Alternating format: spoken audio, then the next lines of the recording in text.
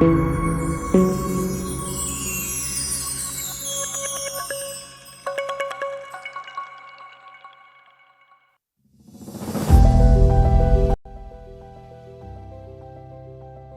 remember the night the visitor came to our village. It was during the peak of the rainy season, when the nights were cold and the wind howled through the trees. The elders always warned us about strangers during this time. Not all who come here are meant to stay, Baba used to say, his eyes never leaving the flickering flames of the village fire. My name is Ode, and I have lived in Oden village all my life. It's a small, quiet place surrounded by thick forest. Life was simple and predictable.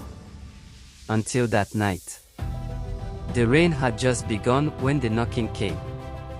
It was a soft tap at first, barely heard above the wind. I was in my mother's hut, trying to patch up a torn fishing net.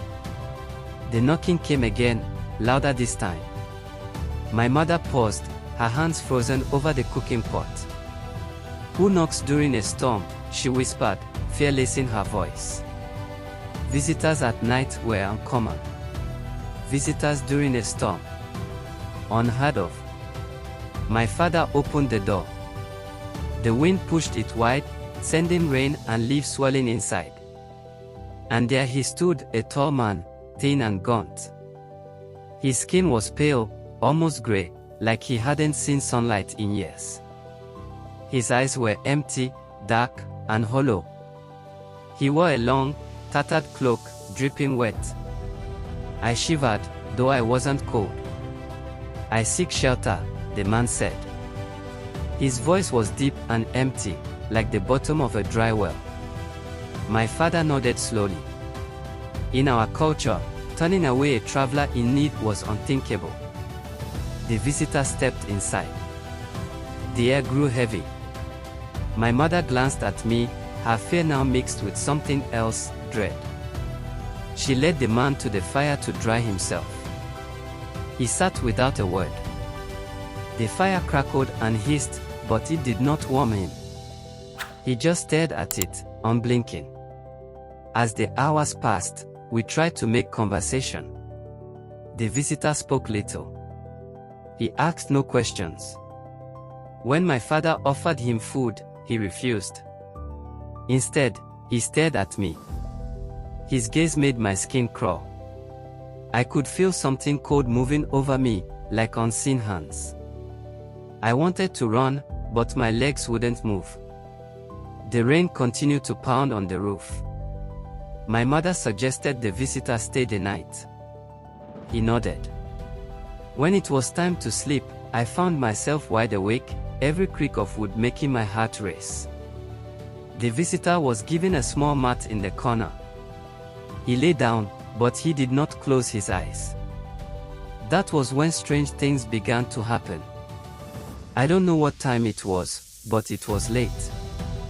The village rooster hadn't crowed, and the moon was hidden behind thick clouds. I heard the whispering first, low and harsh. It came from outside, then from inside, and then it was everywhere. Shadows danced along the walls of the hut. They moved as if alive. I squeezed my eyes shut. "Ode," a voice whispered. My eyes snapped open. The visitor was standing over me. His face was inches from mine, and those hollow eyes stared into me. "Follow me." He walked to the door and opened it wide. I was trembling, but my body moved on its own. I followed him out into the storm. The rain had stopped, but the wind was stronger, and it carried whispers. The village was dark, every hut shuttered tight. The visitor walked through the center of the village, and I followed, powerless. He led me to the sacred grove, the one no one was allowed to enter at night. The trees loomed tall and ancient. Their branches twisted and creaked. The air was thick and stifling. I wanted to scream, but no sound came out. In the center of the grove, the visitor stopped. He raised his arms, and the ground beneath us trembled. Shadows gathered, swirling and riding like smoke. Faces formed in the darkness, faces of those long gone.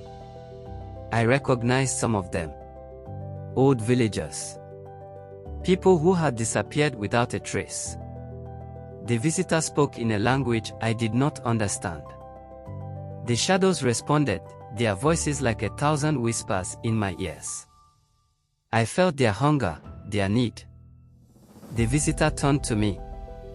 "Will you take my place?" he asked. I shook my head violently. I didn't know what he meant, but every part of me screamed in terror. The shadows moved closer, their touch cold and suffocating.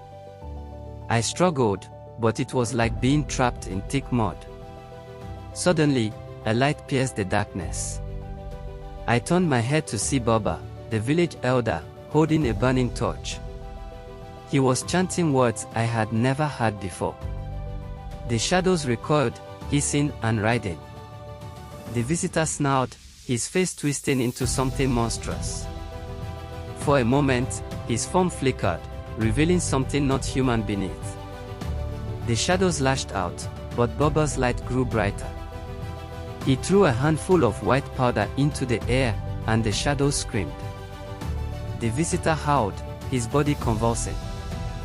Then, with a final shriek, he and the shadows were gone, leaving only the wind and silence behind. I collapsed, gasping for air. Baba knelt beside me, his face lined with exhaustion. "The visitor will return," he whispered. "They always do." In the days that followed, the village was quiet. No one spoke of the visitor, but I could see the fear in their eyes. Baba explained that every generation faced the visitor, a being from beyond, seeking a successor. It fed on fear and despair. I still live in Odin, but I will never forget that night. The shadows still haunt my dreams. And sometimes, when the wind howls through the trees, I swear I hear the visitor's voice whispering, calling me back to the grove. I will never go.